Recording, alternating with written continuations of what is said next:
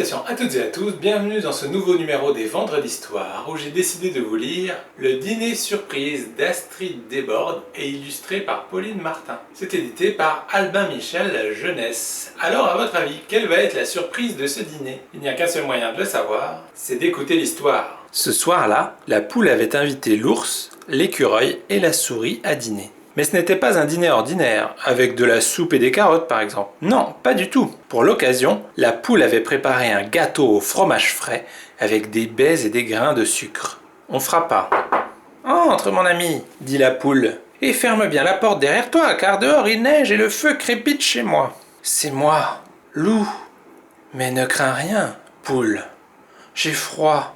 Je veux seulement du thé chaud pour me réchauffer. » La poule tremblait. Elle avait très peur au fond, mais aussi un peu de peine devant ce loup glacé. « Il est bien maigre ce loup, se dit-elle. « C'est d'accord. Entre, loup. Mais reste tranquille à la cuisine et ne te montre pas, car ce soir j'attends l'ours, l'écureuil et la souris pour partager un gâteau au fromage frais avec des baies et des grains de sucre. » Le loup s'assit à la cuisine, la poule lui apporta une tasse de thé fort. On frappa.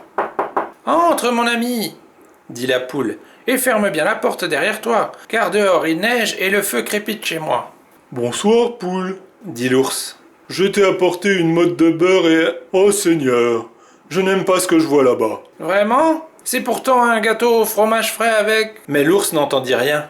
Il était déjà loin. La poule le regarda s'éloigner. Puis elle apporta une couverture au loup. On frappa. « Entre vite, dit la poule, et ferme bien la porte derrière toi, car dehors il neige et le feu crépite chez moi. »« Bonsoir, poule, dit l'écureuil. Voilà une pomme de terre. Mais, oh là là, ce que j'aperçois ne me plaît pas. »« Reste un peu, écureuil, s'exclama la poule, car sur mon gâteau il y a aussi des baies et... » L'écureuil n'entendit pas la fin. Il était déjà loin. La poule retourna à la cuisine et ajouta une cuillerée de miel dans la tasse du loup pour sa gorge. On frappa.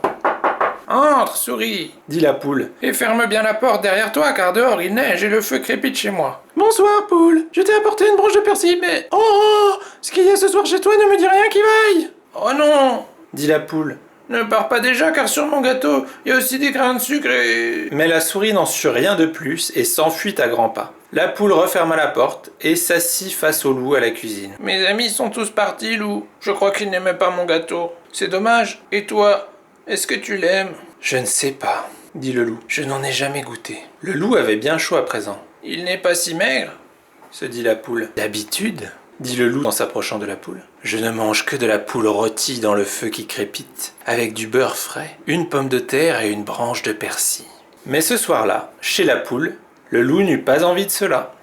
Fin. Alors ça vous a plu? Vous avez vu, une fois encore, finalement le loup n'était pas aussi méchant qu'il y paraissait. Pourtant, tous les ingrédients étaient réunis pour qu'il se régale de son plat préféré, à savoir la poule, avec du beurre, une patate et du persil. Mais comme la poule a été très gentille avec lui, qu'elle l'a accueilli alors qu'il avait froid, etc., il a préféré passer une bonne soirée en sa compagnie et ne pas la manger. Donc comme quoi, les loups ne sont pas toujours les méchants de l'histoire. Et s'ils avaient su ça, sans doute que l'ours, l'écureuil et la souris seraient restés pour eux aussi passer une bonne soirée en compagnie du loup. Donc voilà, sur ces bonnes paroles, il ne me reste plus qu'à vous souhaiter une excellente journée, un excellent week-end, et je vous dis à la semaine prochaine pour une nouvelle Vendredi d'Histoire. Salut!